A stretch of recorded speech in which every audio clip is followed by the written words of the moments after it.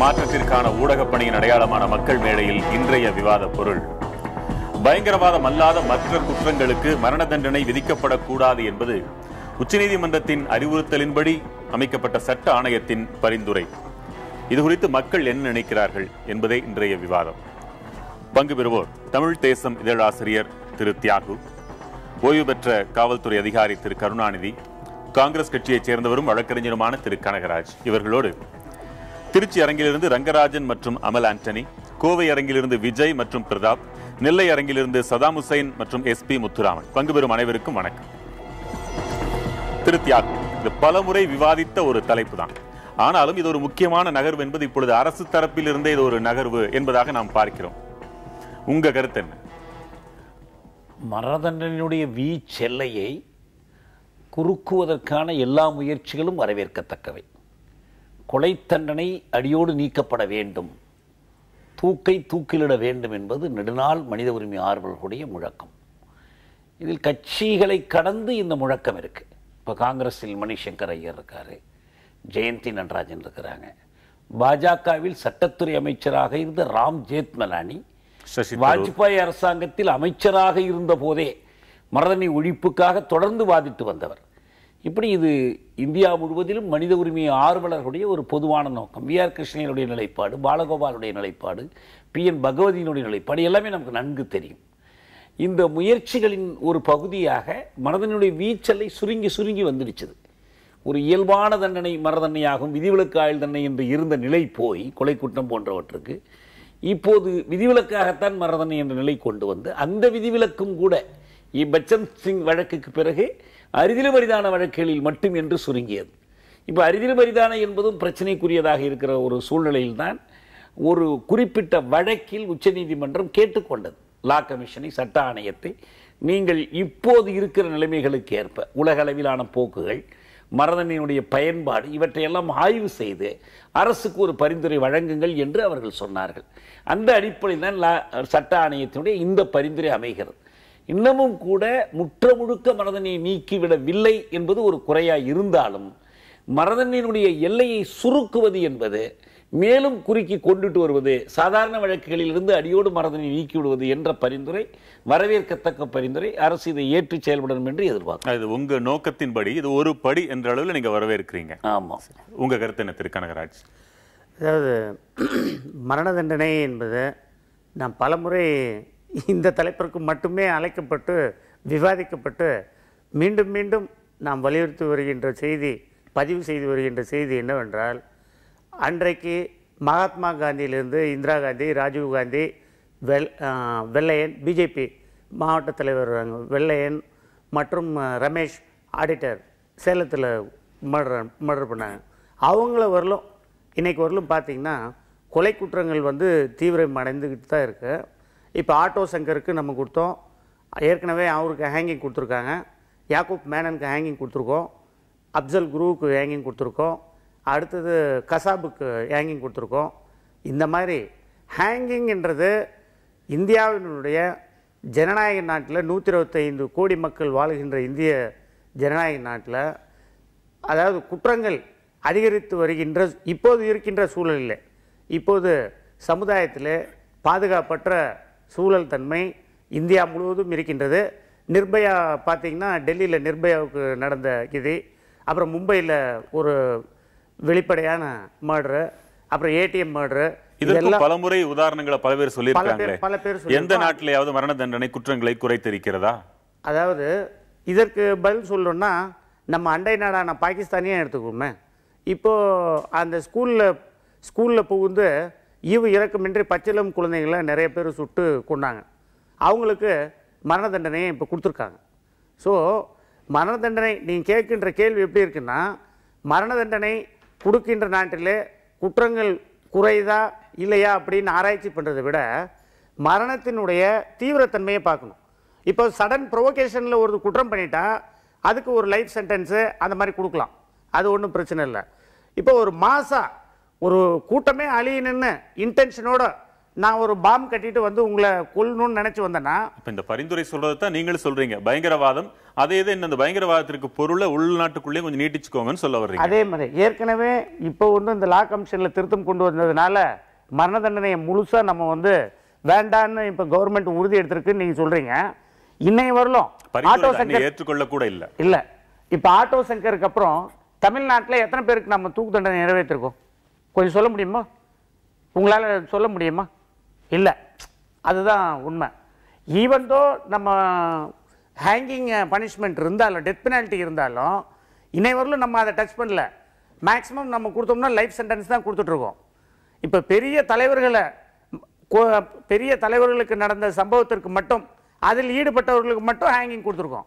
அதுவும் போய் ஜனாதிபதி கருணை மனு, கவர்னர் கருணை மனு, அதுக்கப்புறம் ரிவ்யூ மனு, அதுக்கப்புறம் திருப்பியும் காலதாமதமாச்சு, அதனால் நீங்கள் இவங்க ரிலீஸ் பண்ணுங்க அப்படின்னு சொல்லிட்டு நம்ம கேட்டு அவங்களுக்கும் நிறுத்துறோம். அதே போல பஞ்சாப்ல இப்ப நடந்திருக்கு. ஏற்கனவே இருக்கிறத தான் இவங்க பரிந்துரையா கொடுத்துருக்காங்கன்னு சொல்ல வரீங்களா? அதாவது ஏற்கனவே இப்ப நம்ம என்ன பண்ணிட்டு இருக்கோம், கொடுக்கல. ஹேங்கிங் வந்து அவ்வளவா நம்ம ஒன்றும் கொடுக்கல. உங்க பார்வையில மரணம்ங்கிறது, மரண தண்டனைங்கிறது அது ஒரு தண்டனையா அல்லது அதுவே ஒரு விடுவிப்பா? என்னையை பொறுத்தவரையிலும் மரணம்ன்றது ஒரு தண்டனையாக தான் இருக்கணும். இந்தியாவை பொறுத்தவரையிலும் தேவை. இந்தியாவை பொறுத்தவரையிலும் இப்போ உள்ள சூழ்நிலை. ஏன்னா நான் ஏற்கனவே உங்ககிட்ட பலமுறை இதை பதிவு பண்ணியிருக்கேன். இன்னைக்கு வந்து யாருக்கும் பாதுகாப்பற்ற தன்மை தான் இருக்கிறது.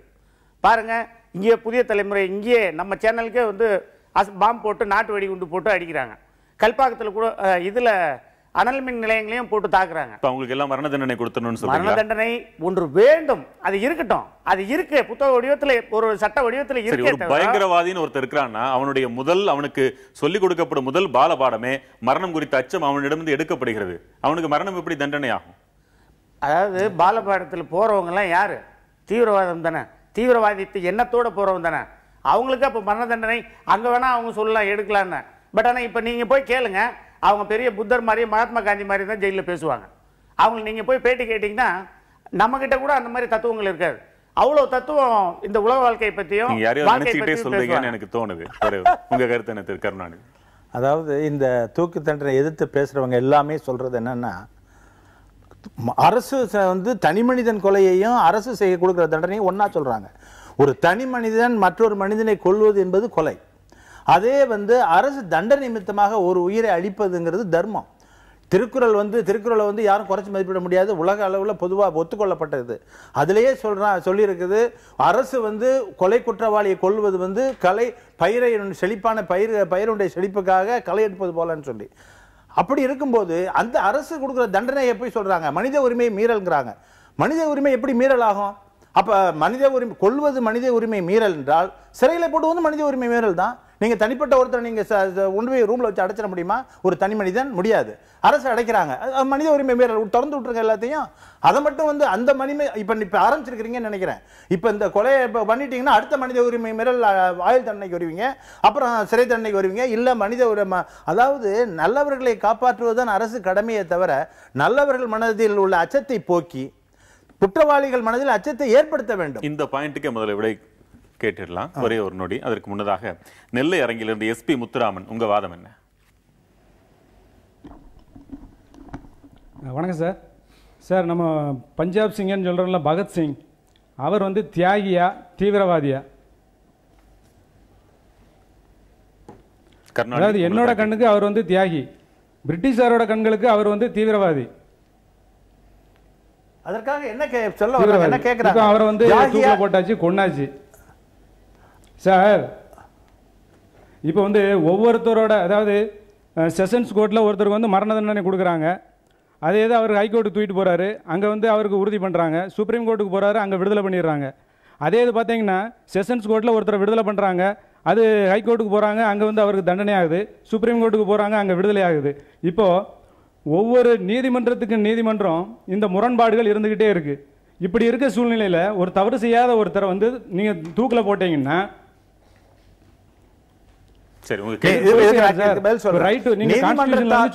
அதாவது நீதிமன்றத்தால் விடுதலை செய்பவர்களெல்லாம் நிரபராதிகள்ங்கிறதே முதல்ல தப்பு.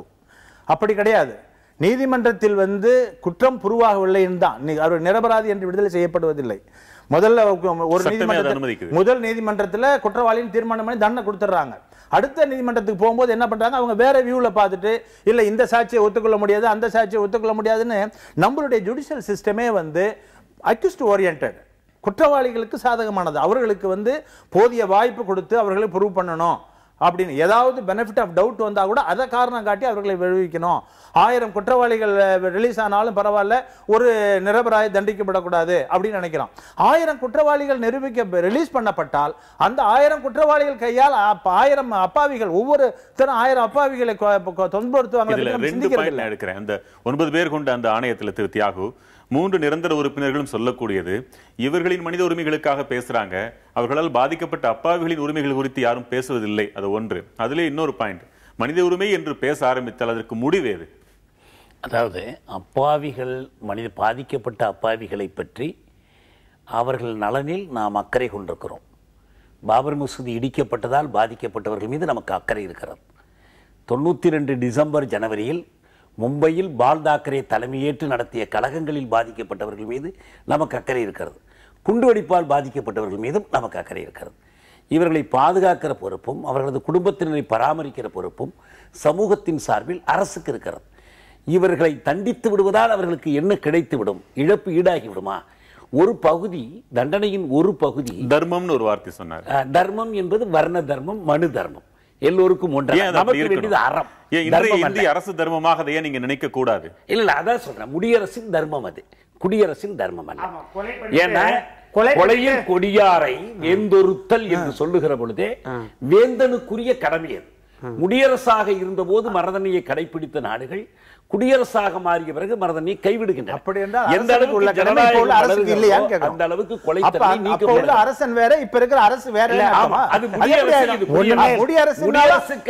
அது சமூக பொறுப்பு குடியரசுக்காலத்தில் பயன்படுத்த முடியாது. நீங்க என்ன மறுக்கிறீங்க? அதாவது நான் எப்படி பார்க்குறேன்னா, நான் ஒன்று உதாரணம் மட்டும் சொல்ல வர்றேன்.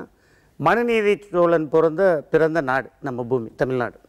அதில் கன்றுக்குட்டியை, அதாவது அவுட் ஆஃப் நெக்லிஜென்ஸ், தெரியாமல் அந்த தேர் ஏற்றுனதுக்காக பசு அந்த பெல் அடிச்சதுக்காக மன்னன் தன் மகனையே சக்கரத்தில் எழுதி வைக்கப்பட்டது. நம்ம ஒரு பகுத்தறிவோட பேசலாமே, கன்றுக்குட்டி போய் மணியாட்டி இதெல்லாம் நடக்கிற காரியமா? இது நெக்லிஜென்ஸ். நீங்க இல்ல, இது நடந்த உண்மைதான். இன்னைக்கு நீங்க பேசிட்டு தானே இருக்கோம், மனுநீதிக்காக செலவழிக்கிறோம், எல்லாம் பண்றோமே. அதாவது அரசு அரசு வேறங்கிறாரு, அதுவே தப்புங்கற. கொலை தண்டனை விதிக்க முடியுமா? அதுவும் தேரிலேயே அரைத்து கொள்ள முடியுமா? ஏன் ரெட்ரிபியூஷன், ரிவெஞ்ச் என்பதுதான் தண்டனையின் நோக்கமாக இருந்த காலம் அது. பழிக்கு பழி வாங்குவதும் வஞ்சம் தீர்ப்பதுதான் தண்டனை. இன்னைக்கு அது இல்லை.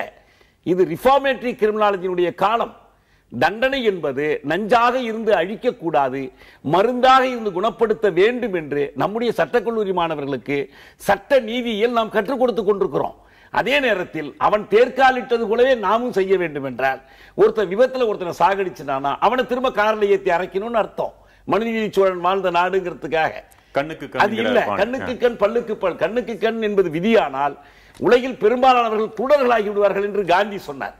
காந்தி பெயரால் நடத்தப்படுகிற ஒரு தேசம், காந்தியின் சுதந்திரம் பற்றி பேசுகிற ஒரு தேசம் மரணதண்டனை வைத்துக் கொண்டிருக்கிறதே. காந்தி எந்த ஏகாதிபத்தியத்தை எதிர்த்து போராடினாரோ அந்த பிரிட்டன் நாடு மரணதண்டனை ஒழித்து விட்டது. ஐரோப்பிய நாடுகள் அனைத்தும் ஒழித்து விட்டன. அந்த ஒப்பீடுக்கு உங்க ரெண்டு பேருடைய பதில் என்னன்னு கேட்க விரும்புறேன். ஒரு இடைவேளைக்கு பிறகு மக்கள் மேடை தொடரும். பார்த்தோம்னா it is act of killing innocent humans. அப்பாவி ஜனங்களை ஒரு குறிப்பிட்ட நபர்கள் அவங்களுடைய ஒரு குறுகிய கொள்கைக்காண்டி இது பண்ணி கொள்றாங்க. இதனால பாதிக்கப்படுறது அட் லார்ஜ் பப்ளிக் தான். இது வரைக்கும் நம்ம நாட்டில் நடந்த ஒவ்வொரு இன்சிடென்ட்டையும் இது பண்ணி பார்த்தோம்னா, இந்த தீவிரவாதத்தினால அந்நிய நாட்டு முதலீடுகள் மற்றும் நம்ம நாட்டோட பொருளாதாரம் இதனால் இறக்கம்தான் கண்டிருக்கு.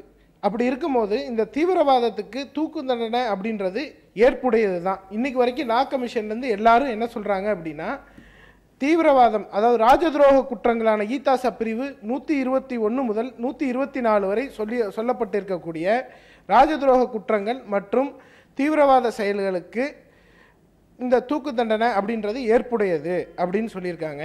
இதே போல் இந்த தீவிரவாதிகளை நம்ம நாட்டு சிறையில் இவங்களுக்கு ஆயுட்கைதிகளாக வச்சிருக்கிறதுனால என்ன இன்னும் நம்மளுக்கு தீமை விளையுது அப்படின்னு பார்த்தோன்னா ஃப்ளைட் ஹைஜாக்கிங். கடந்த 2004 நம்ம இந்தியன் ஏர்லைன்ஸ் விமானத்தை கடத்தினதை நம்மளால் பார்க்க முடிஞ்சுது. அந்த விமானத்தை கடத்தினப்ப இவங்க வந்து நாட்டோட இது அவங்க வச்ச கொள்கைகளே பார்த்தீங்கன்னா ஜெயிலில் இருக்கக்கூடிய தீவிரவாதிகளை உங்க பக்கத்தில் இருக்கிற ரங்கராஜன் உங்களோட முரண்படுறாருன்னு நினைக்கிறேன். அவர்கிட்ட மைக் கொடுங்க. முடிஞ்ச அளவு தீவிரவாதம் சம்பந்தப்பட்ட அனைவரையும் இது பண்ணு. கொலைக்கு தண்டனை கொலை கிடையாது ஃபஸ்ட்டு. அதுவும் தற்காலத்தில் பார்த்தீங்க அப்படின்னா நீதியரசர் பல நீதியரசர்கள் கையில் பார்த்தீங்கன்னா ரேஷன் கடை தராசுகள் தான் கையில் இருக்குது. சமமான நீதியோ சரியான நீதியோ பெரும்பாலும் வழங்குறதில்லன்னு நான் குற்றச்சாட்டாகவே சொல்கிறேன். அதே மாதிரி இந்த மாதிரி மரண தண்டனைகளை அரசியல் காரணங்களுக்காக பயன்படுத்திக்கிறாங்க. யாக்கூப் மேனனோட மரண தண்டனைலாம் அப்படி தான் நிறைவேற்றப்பட்டுச்சுன்னு நான் குற்றச்சாட்டுறேன். அதே மாதிரி இன்னொரு புள்ளிவிவரம் எடுத்தீங்கன்னாக்க இஸ்லாமியர் தலித் 75% கடைசி 20 வருஷத்தில் போட்ட தூக்கு தண்டனையில் 75% இவர்கள் மட்டும்தான். ஏன்னா பொருளாதார ரீதியாக அப்பீல் செய்ய வாய்ப்பில்லாதவர்களாக இவங்க அமையறாங்க. அதனால் மரண தண்டனைங்கிறது கொலைக்கு கொலை தண்டனை கிடையாது. அதே மாதிரி இது அரசியல் காரணங்களுக்காக அமையுது அப்படிங்கிறதையும் சொல்லிக்கிறேன். அதே மாதிரி இவர் பக்கத்தில் பேசின நண்பர் ஒன்று சொன்னார். நண்பர் சொன்னார் இந்த மாதிரி பார்த்தீங்கன்னா மிரட்டல் விடுக்கிறாங்க அதனால் அப்படின்னு. அந்த நபர்களை சிறைக்குள் வைத்து அவர்களின் மனித சக்தியை வாழ்நாள் முழுவதும் அரசுக்கு பயன்படும்படி செய்ய வேண்டும். அதுதான் அவளுக்கான தண்டனையாக இருக்கும். மரணம்ங்கிறது கண்டிப்பாக தண்டனை கிடையாது, விடுவிப்பு. இரண்டாம் உலகப் போருக்கு பின்னாடி அதாவது மிகவும் பொருளாதார ரீதியாக நலிவடைந்த நாடுகளான ஜெர்மனி, ஜப்பான் போன்ற நாடுகள் இன்னைக்கு ஒரு மிகப்பெரிய பொருளாதார நிலையை ஈட்டிட்டு வல்லரசு நாடுகளாக திகழ்றாங்க. அப்படின்னா அதுக்கு முதற் காரணம் அந்த நாட்டில் தீவிரவாதங்கள் அறவே இல்லை. அப்படி ஒரு சூழ்நிலையை இந்தியாவில் கொண்டு வரணும் அப்படின்னா இங்க ஏதோ ஒரு சில தவறுகளை மட்டும் நம்ம நண்பர் சுட்டி காட்டி தீவிரவாதத்தை கூடாது அப்படின்னு சொல்றது மிக தவறுன்னு தான் நான் நினைப்பேன். திரு கருணாநிதி, ரெண்டு பார்வை, வேறுபட்ட பார்வை, ரெண்டுலயுமே ஆழமா இப்படித்தான் பொதுமக்கள் இரண்டாக பிரிந்திருக்கிறார்கள் என்று ஐயம். ஒன்று மரணம்ங்கிறது ஒரு தண்டனையே இல்லை, அது ஒரு விடுவிப்பு. இன்னொன்று நாடு இருக்கிற சூழ்நிலையில இதை விட்டா வேற வழியே இல்லை, மரண தண்டனை வேண்டும்னு சொல்றாங்க. வெளிநாடுகள் எல்லாம் கூட அப்படி இல்லை. முதல்ல தீவிரவாதத்திற்கு மரண தண்டனை தேவைங்கிறது இது கமிஷனே ரெக்கமெண்ட் பண்ணியிருக்கு. அது வந்து ஒரு தேவையில்லாத அது, அதாவது அந்த தீவிரவாதமே வந்து அவர் செய்கிறவர்களே வந்து மரணத்தை துச்சமாக நினைத்து வர்றாங்க. தற்கொலை பண்ணிக்கிறவனுக்கு கொலை மிரட்டல் விடுற மாதிரி இப்ப நம்ம பண்ணிருக்கிறோம். அப்படி வர்றவங்களுக்கு நீங்க மரணத்தை கொடுத்தா அது எப்படி தண்டனை ஆகணும் தான் கேக்குறேன். தண்டனை ஆகணும் தேவையில்லை. அது வந்து அந்த அதை ஒண்ணு வச்சுக்கிட்டு என்னமோ பேனல்ல ரொம்ப ரெக்கமெண்ட் பண்ணிட்டான். அவங்க ரெக்கமெண்ட் பண்ணது வந்து இந்த ரெக்கமெண்டேஷனாவே எடுத்துக்க முடியாது. இதை நம்ம என்ன சொல்லணும்னா மரண தண்டனை இருக்க வேண்டும்ங்கிறது தான் ரெக்கமெண்டேஷனா இருக்குமே தவிர இது வந்து என்னமோ அழுகிற பிள்ளைக்கு இது கொடுக்குற மாதிரி இருக்கு. இப்ப தீவிரவாதிகளுக்கு மரண தண்டனைனா ஒரு சிறையிலேயே வைத்திருந்து அவர் மரணிக்கும் வரை சிறையிலேயே வைத்திருப்பதும் கூட ஒரு மரண தண்டனை தானே? இல்ல இல்ல, அதுதான் அவர் சொன்னார் பாருங்க. அந்த மாதிரி ஒரு ப்ராப்ளம் வரும். சிறையில் வைத்திருந்தோம்னா வெளியில இருக்க தீவிரவாதிகள் வந்து அவரை விடுதலை பண்ண சொல்லி பிளாக்மெயில் பண்ணுவாங்க. எதையாவது ஒருத்தர் பிடிச்சு மரண தண்டனை கொடுத்துட்டீங்களேன்னு அவங்க ஒரு கோவம் வந்து பண்ண மாட்டாங்களா? அதே விமானத்தை கோவத்தில் கடத்த மாட்டாங்களா? பதிலாக அதாவது தவிர்க்க முடியாதவர்களை ஏற்றுக்கொண்டுதான் ஆக வேண்டும். அது வேற இது வேற. நீங்க அதுக்காக வேண்டி வைத்துக்கொண்டே இருக்கும்போது பர்சிஸ்ட் ஆகுது. ஒன்ஸ் முடிஞ்சு போச்சுன்னு சொன்னா அது தகுந்த மாதிரி நம்ம நடவடிக்கை எடுத்து தான் ஆகணும். இதற்காக வேண்டிய அரசு சில முடிவுகளை துணிஞ்சு எடுத்து தான் ஆகணும். வந்து இதில் சொன்ன மாதிரி களை எடுக்கிற மாதிரிங்கிற ஒரு இதில் பார்க்க போனாக்கா மற்றவர்களுக்கு வந்து துணிவு வரணும். லா அபைடிங் சிட்டிசனுக்கு நம்ம சேஃபாக இருக்கிறோம் அப்படிங்கிற ஒரு துணிவு வரணும். அது இல்லாமல் வந்து பயந்துக்கிட்டு இருந்துக்கிறதுக்காக வேண்டி அந்த தீவிரவாதிகளை வந்து நாங்கள் இது பண்ண மாட்டோம் அப்படின்னு சொல்றதுங்கிறது இட் இஸ் நாட். சரி, உலகம் போற போக்கில் ஒத்து போகணுமா இல்லையா? 90% நாடுகளில் இல்லைன்னு ஒரு வாதம் வைக்கிறாங்களே, நீங்க என்ன பதில் சொல்றீங்க? அதாவது 90% நாடுகளில் இல்லைன்னு சொன்னால் அது ஒவ்வொரு நாட்டினுடைய தன்மை வேறு. இப்போது இந்தியா வந்து மாபெரும் ஜனநாயக நாடு, உலகத்திலே பெரிய ஜனநாயக நாடு. இங்கே நீங்கள் பார்த்தீங்கன்னா நான் ஏற்கனவே கொடுத்த புள்ளிவிவரங்கள் தான் உங்களுக்கு ஏற்கனவே சொல்லியிருக்கேன். இப்போ எத்தனை பேர்த்த நம்ம இது நாள் வரலும் ஹேங்கிங் பண்ணியிருக்கோன்னு பார்த்தா இங்கே அரங்கத்தில் இருக்கவங்களுக்கும் தெரியும். Subject to their correction. ஒரு 2000லேருந்து 2500 பேர் கூட மிகையாகாது. ஒரு 125 கோடி மக்கள் வாழ்கின்ற ஒரு இதில் ஒரு 2500 பேரை கொடிய குற்றங்களுக்காக அவர்களுக்கு தண்டனை கொடுக்குறோம்னு சொன்னால் மற்றவங்க எல்லாம் அந்த பயம் இல்லாமல் நிம்மதியாக வாழலாம். அவங்க பயம் இல்லாமல் வாழணும். வாழ்கிறவங்க நான் இன்னைக்கு இருக்கிற மக்கள் வந்து எந்த பயமும் இல்லாமல் அச்சுறுத்தலும் இல்லாமல் இருக்கணும்னா இந்த மாதிரி ஒரு 2000 1500 ஒரு 125 கோடி மக்கள் வாழணும்னா இந்த மாதிரி இருக்கிறது தப்பு ஒண்ணு இல்லை. கூடாது. யாரோ இன்னும் பல பேர் குற்றம் செய்து அவர்கள் மரண தண்டனையை அடைவதற்காக அடைந்துவிடக் கூடாது என்பதற்காக சில பேர் உயிரை எடுக்க வேண்டியிருக்கு. அப்படித்தானே? சில பேர் உயிரை நான் அப்படி எடுக்கணும்னு சொல்லல. உங்க நோக்கம் அதுதானே, மற்றவர்கள் தவறு செய்து விடக்கூடாது, அதாவது மற்றவர்கள் மரண தண்டனையை வாங்கிவிடக் கூடாது, அவங்க உயிரோடு இருக்கணும்ன்றதுக்காக சில பேர் உயிர் எடுக்கப்படும். சமுதாயம் அமைதியா இருக்கணும், அதான் சட்டம்ன்றது ஒண்ணு. அச்சத்தின் மூலமாகவாது அமைதியா இருக்கு. உங்க பதில் என்ன? அந்த திருச்சி நபர் வந்து இன்னொரு கேள்வி கேட்டார், அந்த இதுக்கு பதில் சொல்றதுக்குள்ள சொல்லிட்டீங்க. அதாவது அவர் சொல்றது வந்து இன்வெஸ்டிகேட்டிங் ஏஜென்சியையும் நீதி சிஸ்டத்தையும் குறை சொல்ற மாதிரி இருக்கு. அது அவர் புரியாதனால ஒரு பப்ளிக் காமன் பப்ளிக்கா இருந்துகிட்டு நிரபராதிகள் தண்டிக்கக்கூடிய வாய்ப்பு இருக்கிறதுன்னு பேசுறாரு. நிச்சயமாக நிரபராதிகளுக்கு தூக்கு தண்டனை போகும் அளவுக்கு நம்ம ஜுடிஷியல் சிஸ்டம் இல்லை. ஆரம்பத்திலே நான் குறிப்பிட்டேன், நம்மளுடைய ஜுடிஷியல் சிஸ்டம் முழுக்க எல்லா வாய்ப்புகளும் நிறைய வாய்ப்புகள் 23 வருஷமா இந்த கமிஷனும் குறை சொல்லியிருக்கேன். உரிய பரிசீலனைகள், மரண தண்டனை கைதிகள் விசாரணை, மேல்முறையீடு, கருணை மனு தாக்கல் ஆகியவற்றில் ஏற்படும் காலதாமதங்கள் இவையெல்லாம் வேதனைக்கும் கவலைக்கும் கால தாமதங்கள் தான் ஏற்படுதே தவிர நிச்சயமாக தவறுகள் நடக்கிறதுக்கு வாய்ப்பே இல்லை. காலதாமதமே அவர்களுக்கு கொடுக்கிற வாய்ப்பு தான். காலதாமதங்கள் 23 வருஷமா ஒருத்தரை வச்சுக்கிட்டு விசாரிச்சுக்கிட்டே இருக்காங்கன்னா என்ன அர்த்தம்? அவர்களுக்கு போதிய வாய்ப்பு கொடுக்குறாங்க. ஒவ்வொரு தடவையா அப்பீல் பண்றது, first revision, second revision, clemency petition, review petition, அந்த மாதிரி வாய்ப்புகள் கொடுக்குறாங்க. சீக்கிரம் எங்களை தூக்கு போடுங்க கேட்கறாங்க கிடையாது, எங்களுக்கு வாய்ப்பு கொடுங்க கேட்கறாங்க, அந்த வாய்ப்பு கொடுக்குறோம். தவறு நடக்கிற வாய்ப்பு இருக்கிறதா இல்லையா?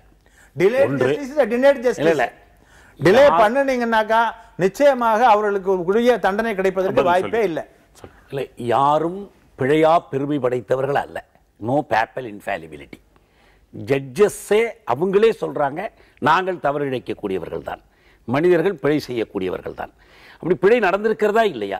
மிக அண்மையில் 12 முன்னாள் உச்சநீதிமன்ற நீதிபதிகள் ஒரு விண்ணப்பம் கொடுத்தார்கள் மரணதண்டனை ஒழிப்பதற்கு. அதில் அவங்க சொன்னாங்க, கடந்த காலத்தில் ரேரஸ்ட் ஆஃப் ரேர் என்பதை அப்ளை பண்றதுல 15 வழக்குகளில் தவறு நடந்து அதில் 2 பேர் தூக்கிலிடப்பட்டு விட்டார்கள். சொல்றது யாரு? உச்சநீதிமன்ற நீதிபதிகள். ஒன்று. இரண்டாவது, இது பல நாடுகளில் இப்போ ப்ராஜெக்ட் இன்னோசன்ஸ்னு சொல்லி அமெரிக்காவில் ஒரு ஆய்வு பண்ணியே நிறைய வழக்குகள் கண்டுபிடிச்சிருக்காங்க. அதை விட்டுருவோம். நம்ம சட்டம் என்ன சொல்லுகிறது? தவறு நடக்கிற வாய்ப்பு இருக்கா இல்லையா? இந்திய தண்டனை சட்டத்தின் 194வது பிரிவு சொல்லுகிறது, ஒருவருக்கு பொய் சாட்சியத்தின் அடிப்படையில் தூக்கு தண்டனை விதிக்கப்பட்டு அது உறுதி செய்யப்பட்டு மேல்முறையீடுகள் எல்லாம் தள்ளுபடியாகி கருணை மனுவும் தள்ளுபடியாகி அவர் தூக்கிலிடப்படலாம். அப்படி தூக்கிலிடப்பட நேர்ந்தால் யாருடைய பொய் சாட்சியம் இந்த தூக்கிற்கு காரணமாக இருந்ததோ அவருக்கு நீதிமன்றம் தூக்கு தண்டனை விதிக்கலாம். அப்ப இப்படி ஒரு வாய்ப்பு இருக்குன்னு சட்டம் ஒத்துக்கொள்ளுகிறதா இல்லையா? அதனால்தான் 194வது சட்டப்பிரிவு இருக்கிறது. எனவே தவறே நடக்க முடியாதுன்னு சொல்லுவதை சட்டமே ஏற்றுக்கொள்ளவில்லை, சட்டத்தின் அகச்சான்றே ஏற்றுக்கொள்ள. கேள்வியும் இருக்கு. அதற்கு முன்னதாக கோவை விஜய், உங்க வாதம். மரண தண்டனை கூடாது என்பதுதான் எங்களுடைய கோரிக்கையும் கூட.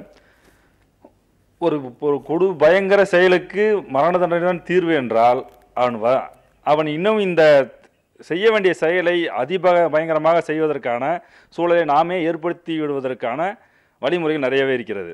அதனால் இதற்கான தண்டனைகளும் கடுமையாக தான் இருக்கணும்னு சொல்றீங்க. மரண தண்டனை என்பது இருக்கக்கூடாதுன்னு சொல்றீங்க. மரண தண்டனை கூடாது என்பதுதான் எங்களுடைய வாதமும் கொடுங்க.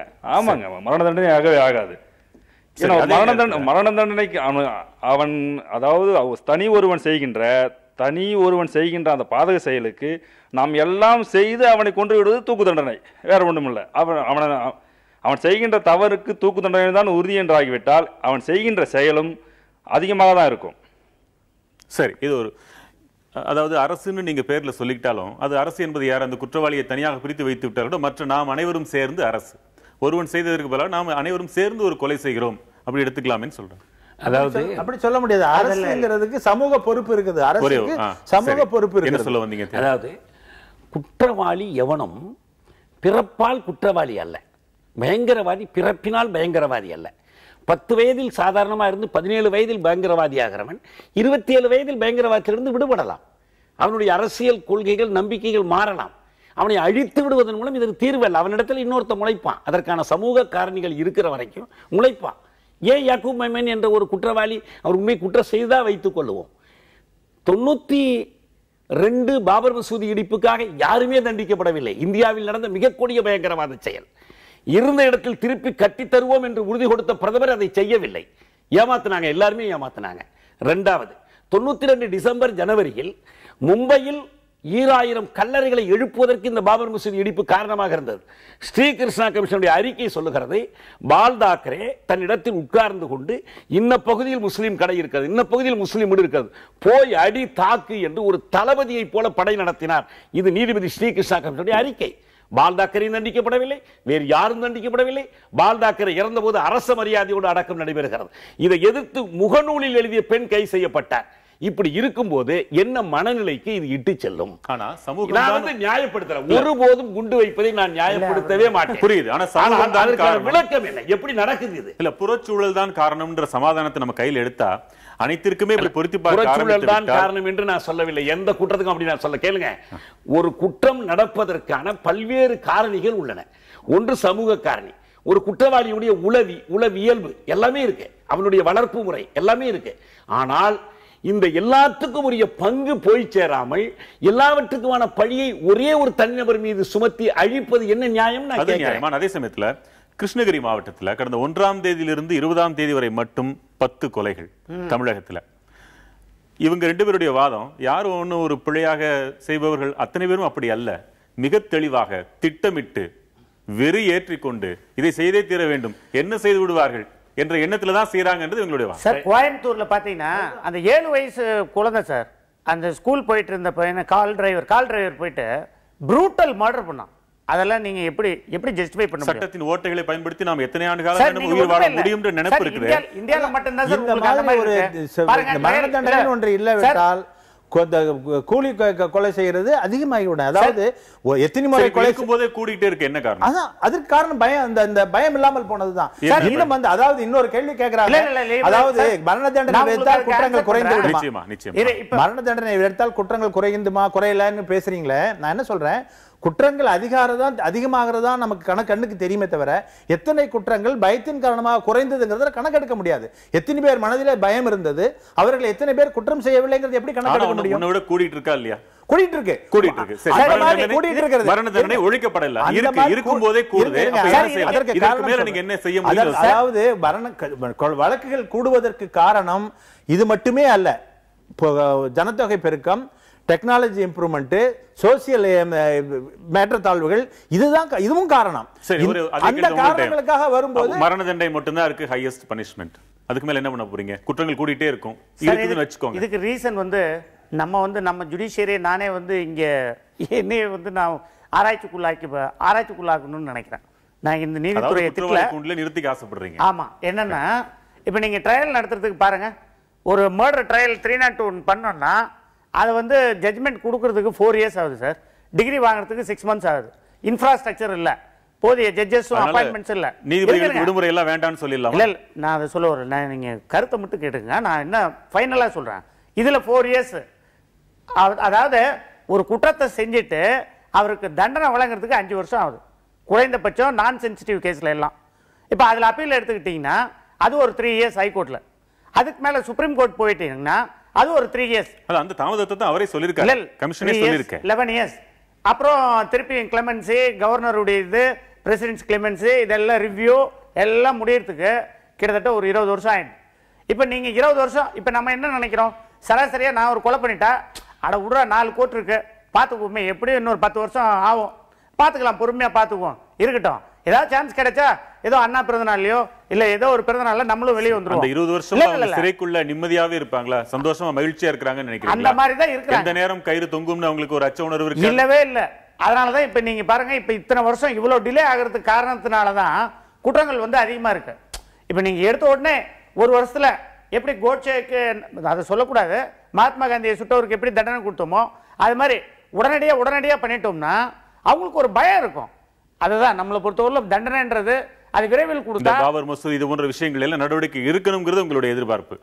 தொடர்ந்து பேசலாம். ஒரே ஒரு நொடி சொல்லட்டுமா, அப்புறம் சொல்லட்டுமா, இடைவெளிக்கு பிறகு சொல்லலாம். பயங்கரவாதிகளுக்கும் தூக்கு தண்டனை என்ற அறிக்கை சமர்ப்பித்த சட்ட ஆணையம், அதே சட்ட ஆணையம் தான் தூக்கு தண்டனை அளிப்பதன் மூலமாக குற்றங்கள் குறைக்கப்பட போவதில்லை என்று அறிவித்துள்ளது. பெரும்பாலும் தூக்கு தண்டனை அரசு அதிகாரிகளாலும் அரசாங்கத்தாலும் திட்டமிட்டு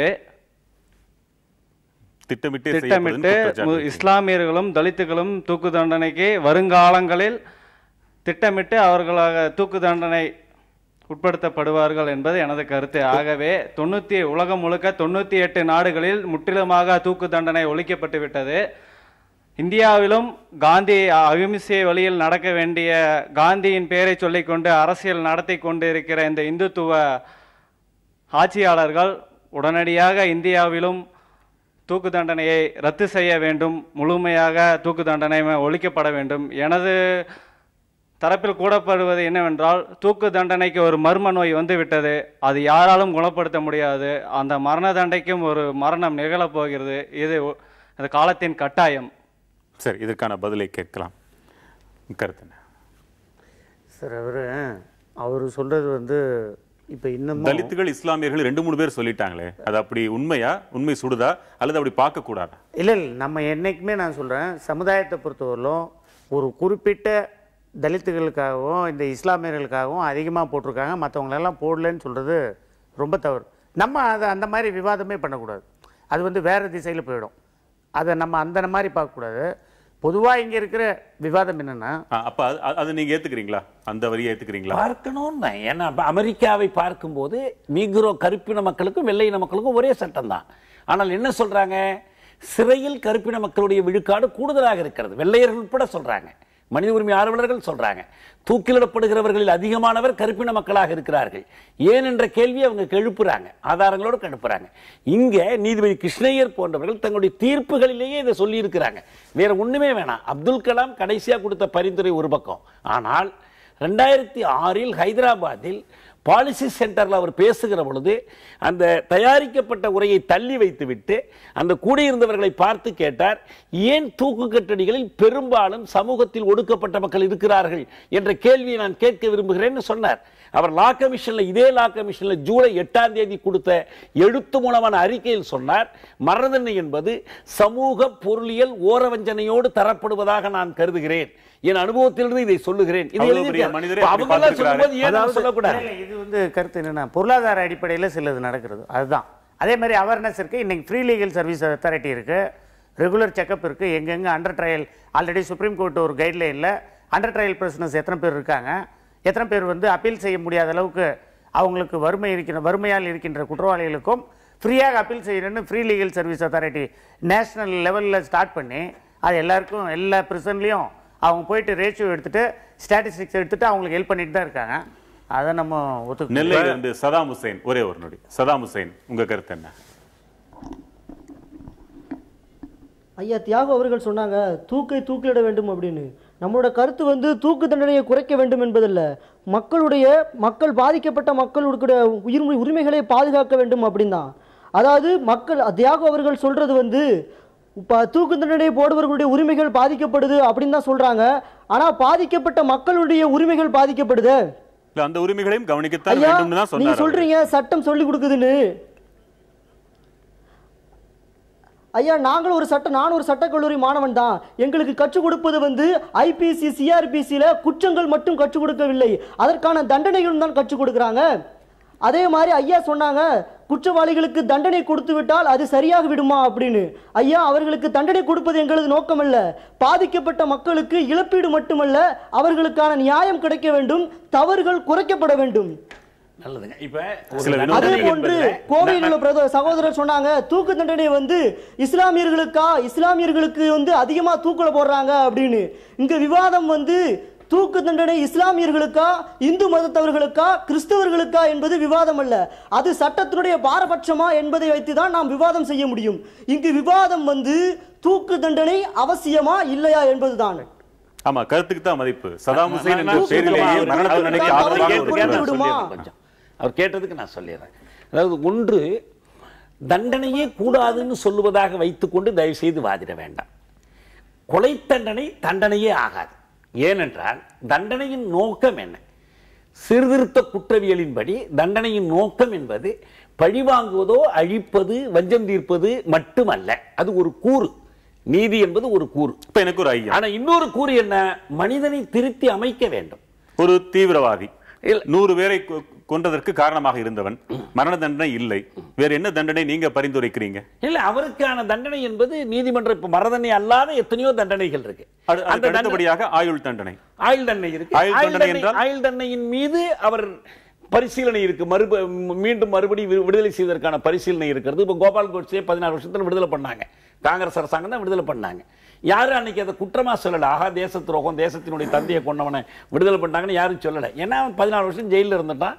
அவன் பற்றி ஒரு அறிக்கையில் வாங்குறாங்க. எத்தனை பேரை கொன்றவனாக இருந்தாலும் கூட அவனுக்கு ஆயுள் தண்டனை என்ற பெயரில் எத்தனை பேரை கொன்றவனாக இருந்தாலும் அவனை வெளியே அனுப்பணும் நம்ம சொல்லல.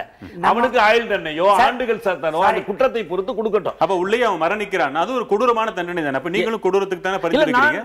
ஆயுள் பூரா சிறையில் வைக்கணும் நான் சொல்லவே இல்லை. நீங்க அப்படி தவறா புரிஞ்சுக்க வேண்டாம். அப்ப அவன் ஆயுள் தண்டனை என்பது ஒரு ஆயுள் தண்டனை கைதிக்கு, நான் ஆயுள் தண்டனை கைதியா இருந்தேன். அப்போ 15 வருஷம் கழிச்சு விடுதலை ஆகி வந்துட்டேன். ஆயுள் தண்டனை கைதியை விடுதலை செய்ய வேண்டும் என்றுதான் நான் சொல்றேன். முன் விடுதலை என்பது உண்டு, ஒரு குறிப்பிட்ட காலம் இருக்க வேண்டும். சரி, அவன் திருந்திய உடனே வெளியில் அனுப்பி விடலாம் என்றால் நடந்தது விபத்து என்று அல்லவா பொருள்படும்? எது அப்படி திருந்திய உடனே நான் 1 வருஷத்திலோ 2 வருஷத்திலோ நம்ம சொல்லல. தண்டனையின் ஒரு கூறு அது. இன்னொரு கூறு அவனை திருத்தி மறுவாழ்வளிக்க வேண்டும். ரெட்ரிபியூஷன், ரிவெஞ்ச், ரிஃபார்மேஷன், ரீஹாபிலிட்டேஷன், இது தேவை. ஒரு செய்தி இவருக்கு மறுவாழ்வு, அவருக்கு மரணமில்லா பெருவாழ்வா? இவரால் கொல்லப்பட்டவர்கள் எல்லாம் இல்ல. நம்ம பிரச்சனையை நல்லா புரிஞ்சுக்கணுங்க. அவர்களுக்கு இவரை சிறையில் கொள்வதன் மூலமாக கிடைக்குதுன்னா கொலைகாரனுடைய அதே கல்ச்சரை, அதே விழுமியத்தை எப்படி ஒரு நாகரிக அரசு கடைபிடிக்க முடியும்? ஒரு கொலைகாரன் தன் கொலை செய்வதற்கு ஒரு நியாயம் சொல்றான். அவன் எனக்கு தீங்கு செஞ்சா நான் கொன்னேங்கிறான். நீங்க பதிலுக்கு ஆமா அவன் செஞ்ச தீங்கு நான் அவனை கொல்றேன்னு சொன்னா அது அப்ப அரவனுடைய விழுமியமும் ஒரு குற்றவாளியுடைய விழுமியமும் இல்ல, ஒரு குற்றவாளியுடைய விழுமியமும் வழிமுறையும் இவனுடைய விழுமியம் வழிமுறையும் ஒன்றா? போரை என்ன சொல்வீர்கள்? போரை என்ன சொல்வீர்கள்? எது போர் தண்டனை அல்லங்க. போர் என்பது அரசியலின் நீட்சி. போரையும் தவிர்க்க வேண்டும். போரற்ற உலகம் வேண்டும். சரி, நாம வலிய போரிடும் உலகத்தை வேரோடு சாய்ப்போம். சரி, நாம் போர் புரிய போகல. இந்தியா மேல திணிக்கப்படும் போர்களில் நாமும் சண்டையிட வேண்டி இருக்கிறது, நாமும் கொலை செய்ய வேண்டி இருக்கிறது. அதை கொலை என்பீர்களா? அதை என்னன்னு பேர் சொல்லுங்க? அதை கொலைன்னு சொல்ல முடியாது. போரில் உயிரிழப்புகள் ஏற்படுவது தவிர்க்க முடியாது. போரை பற்றி இது நம்ம இப்ப அரசு போர் தொடுத்திருக்கிறது. ஒரு சமூகத்தை தற்காத்துக் கொள்வதற்காக அரசு குற்றவாளிகள் மீது போர் தொடுத்திருப்பதாக நீங்க சொல்றீங்களா? அரசு குற்றவாளிகள் மீது போர் தொடுத்திருப்பதாக சொன்னால் அதுக்கு பதில் சொல்லலாம்.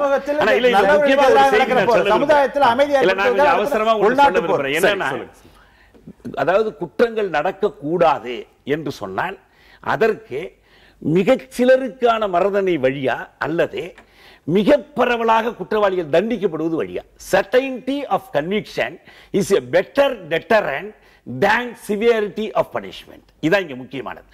ஒரு சிலருக்கான மரணதண்டனை வைத்துக் கொண்டிருப்பதற்கு பதில் ஐயாலாம் சொன்ன மாதிரி நான் என்ன சொல்றேன், நீங்கள் குற்றம் இழைத்தவன் பொய் வழக்கு இருக்காது, உண்மை வழக்கு தான் போடப்படும்.